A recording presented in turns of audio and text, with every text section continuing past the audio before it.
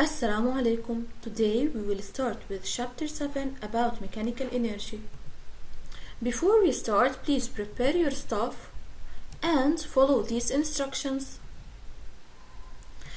At the end of this video, you will be able to define energy, indicate its SI unit, define potential energy, define the kinetic energy, and establish a relationship between kinetic energy, speed, and mass.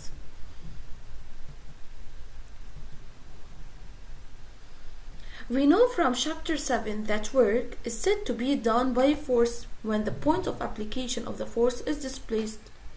It is calculated with capital W equal force multiplied with distance. Its SI unit is joule. Here the man is pushing a box. The man exerts a force, a push, but this force doesn't perform or do work because its point of application of the box didn't change. While this man here is pushing also a box, but here the man exerts a force of push and this force performs or does work since the point of application of this force is displaced. Let's observe. What is the difference between a rock on the cliff and a rock on the ground? What do you think? What is the difference between both of them? Also, what is the difference between a car with an empty tank and a car with a filled tank? What do you think? What is the difference between a toy car with batteries and a car without batteries? What is the difference between a living lion and a toy lion? What do you think? Let's see. We need to classify the following items into two groups in the table below. After classifying them, we need to indicate the criterion of a classification, on what you base to do this classification, and also you need to give a title for each group. So please pause the video and classify them. Let's continue.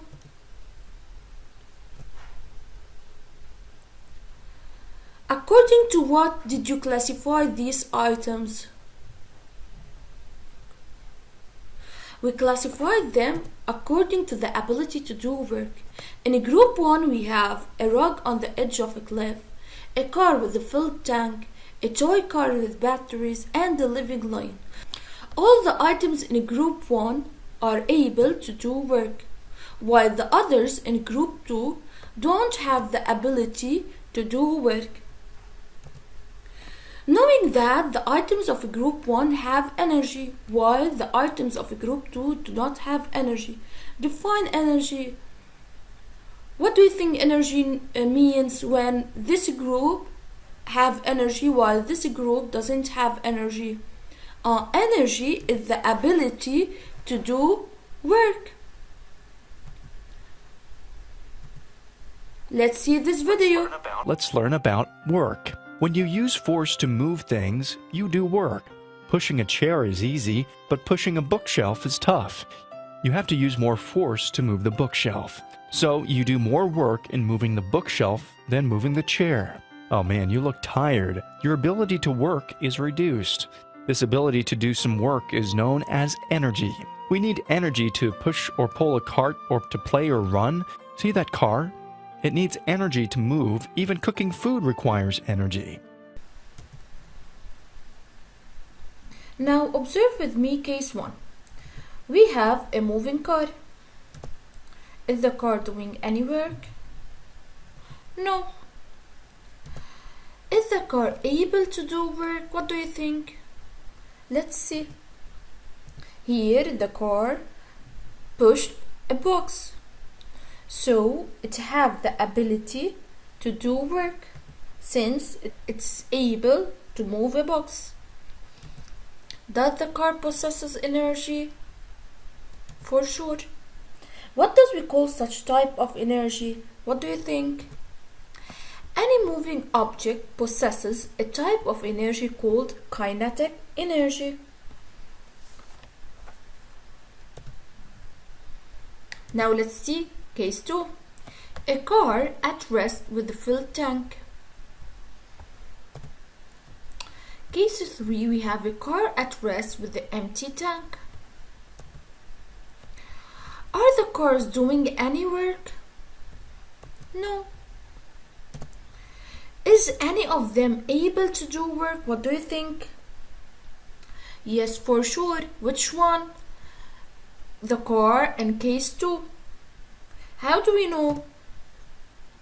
Since when it moves, it has the ability to do work. It can push or move anything in front of it.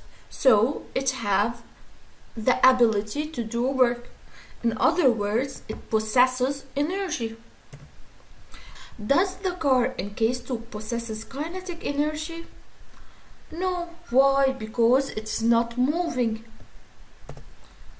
Then, if this car possesses energy, but it's not kinetic energy, so what do we call such type of energy? What do you think? Any object having a stored ability to do work possesses a type of energy called the potential energy. It has the potential to do work. Let's learn more about kinetic energy. Let's see this video. If we push the ball a little, it will be set in motion. The rolling ball, by virtue of its motion, is capable of doing work. Here it hits an object, such as a small wooden block, pushing the object a bit beyond its initial position. The energy of this moving ball is its kinetic energy. Now, please open your booklet on worksheet 10 so that we can apply directly on the lesson.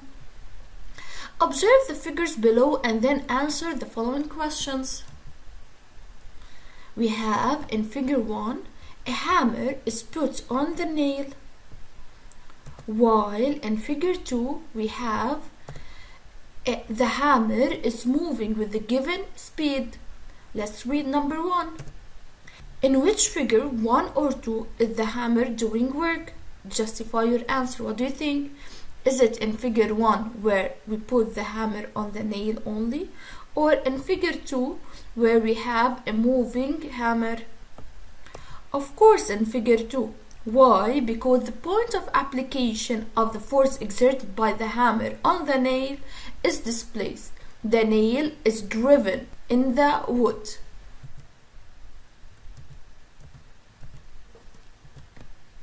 Does the hammer in figure 1 possess kinetic energy? What about in figure 2? Justify your answer. We know that any moving object possesses a kinetic energy.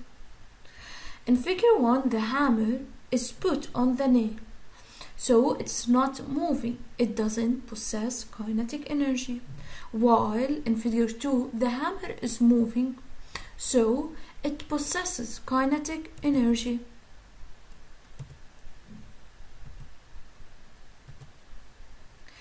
If the hammer in figure 2 is moved with a greater speed, will the amount of energy it has changed? Justify your answer. Here the hammer is moving with a greater speed. So what do you think?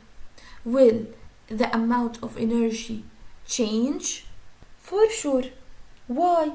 Because the more the nail is driven in the wood, the more the work is performed, which means more kinetic energy. For that, if the hammer moves with a greater speed, its kinetic energy will increase, since it will drive the nail more in the wood.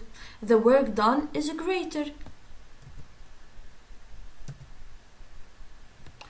Let's establish a relationship between kinetic energy and speed. What did you notice? We noted that when the speed increases, the kinetic energy increases, and as the speed decreases, the kinetic energy decreases. Observe the figures below, then answer the questions that follow. The hammer in figure 2 and 3 differ only by their masses. Here we have a hammer moving with the given speed. Also in figure 3 we have a heavier hammer but also moving in the same speed of the hammer in figure 2. The hammer in figure 3 moves at the same speed like that in figure 2. Do they perform the same work? Justify your answer. For sure not, because the force done by the hammer in figure 3 is greater than that of figure 2, because the hammer is heavier. So the work done will be greater. So the nail will be more driven inside the wood.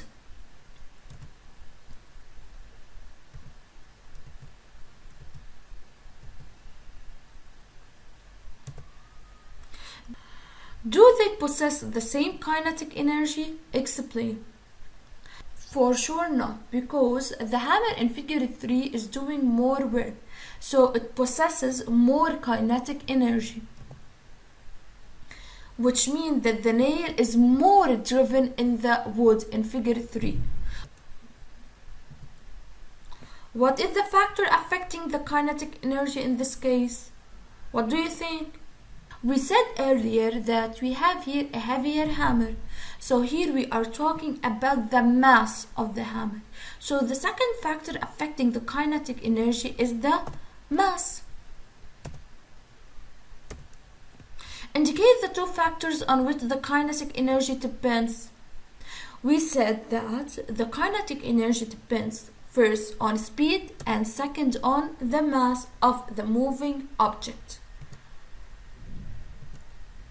Let's establish a relationship between the factors and the kinetic energy. First, we said as the speed increases, the kinetic energy increases. And also we noted that as the mass increases, the kinetic energy increases. Both mass and speed are directly proportional to kinetic energy. Let's see this note. Note that for A equal B multiplied with C, if C increases, A will increases and vice versa. So we can say that A and C are directly proportional. And if B increases, A will increase too and vice versa. So also B and A are directly proportional. What does this mean? Among the following, choose the formula that relates kinetic energy to the factors on which it depends. So, based on this note and what we said earlier about mass and speed are directly proportional, what will be the formula that relates mass, speed, and kinetic energy? Which one is more logic?